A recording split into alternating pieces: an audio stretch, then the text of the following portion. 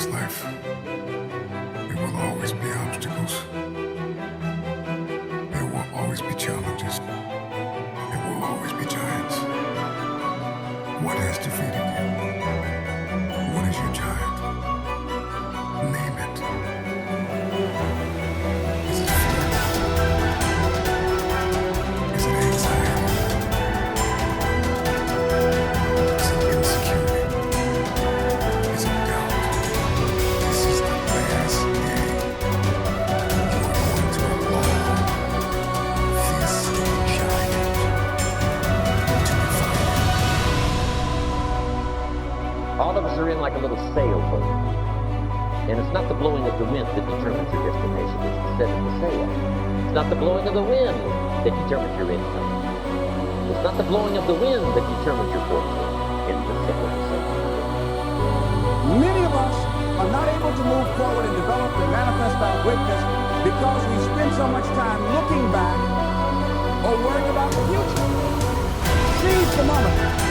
See, you cannot go into the future and manifest your greatness when you have various things in your life that's blocking you. Here's the most important one of all. Don't doubt yourself. If I've got miracle working power to change my life, so do you. If I've got the ability to change, so do you. If I've got the ability to read, so do you. If I can discover, so can you. If I can grow, you can grow. Long journey, long dark night. But when you hold on to your dream, don't let anybody kill it in you. Just hold on to that dream. When it doesn't make sense to anybody, including you sometimes, just hold on. Once you give yourself an opportunity to try and to stretch, you'll find out you can do more than you could ever begin to imagine. See, you're worried about the things you don't have. You're worried about the things people say about you. But if you build it, they will come. And you love it, it'll grow. So you want to have some other plans going on. You want to become creative. See, most people don't keep their commitments because when something goes wrong, they just stop. They don't have a contingency plan. So they don't know what to do next. You do know what to do. You got genius in you. Challenge yourself, push yourself, make yourself come up with something. Use your imagination. And what you will find is that you know more than you realize that you know. That you're more creative and more resourceful than you realize that you are. Now there are laws. The law of belief says that your beliefs become your realities. But the things that you believe may not necessarily be true. However, if you believe them intensely enough, they will become true for you.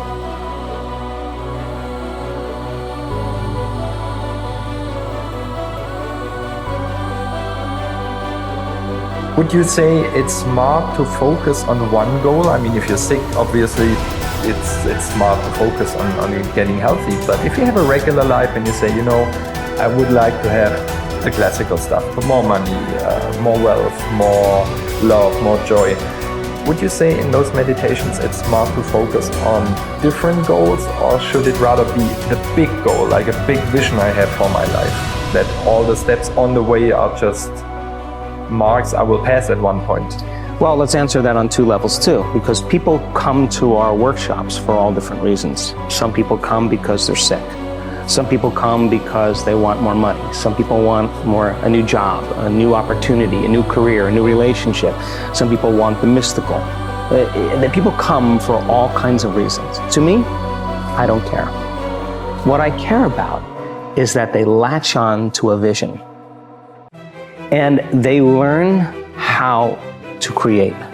Whatever drives them to that elegant moment where they're so present and so passionate about what they want, and they have a clear intention, a clear vision, a coherent brain, and they have an elevated emotion combined with it, that they create heart coherence. And now they're broadcasting a whole new energy into the field. And whatever we broadcast into the field is our experiment with destiny. So I want people to know the how. Because we have plenty of people that have made millions and millions of dollars that were living in the backseat of their car or filed bankruptcy. We have plenty of people that were stage 4 cancer, serious health conditions that are healed. But really, people think they come for those reasons, but we come for wholeness. That's why we come. That when we feel so whole and so happy with ourselves, so connected to something greater, if you feel wholeness, it's impossible for you to want.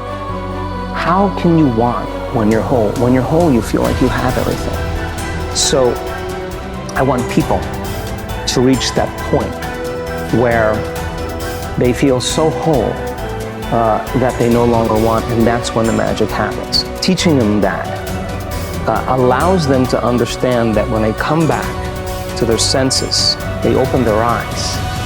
They're not looking for the experience. They feel like it's already happened. And if you feel like it's already happened, why would you be looking for it? Then, if your body is conditioned emotionally into that future, you're not separate from the energy of your future. You're connected to it. But the moment you get in traffic and you start getting angry, you get on the line at the bank and you start getting impatient, or you're sitting in a staff meeting and you start judging a coworker, you just disconnected from the energy of the future, and now you're back to the energy of your past, and you've done nothing wrong. You just lost your connection to the future. Now, the importance of that is to notice that you're disconnected. And if you say to me, well, that person made me feel this way and think this way, I'd say, oh my gosh, you're back to the unconscious program of being a victim in your life. The victim is saying that someone or something is controlling how I think and feel. But a person who's producing outcomes in their life, all of a sudden they say, wow, the way I'm thinking and feeling is creating outcomes in my life. Now I'm a creator in my life, and now I believe less and I'm a victim in my life.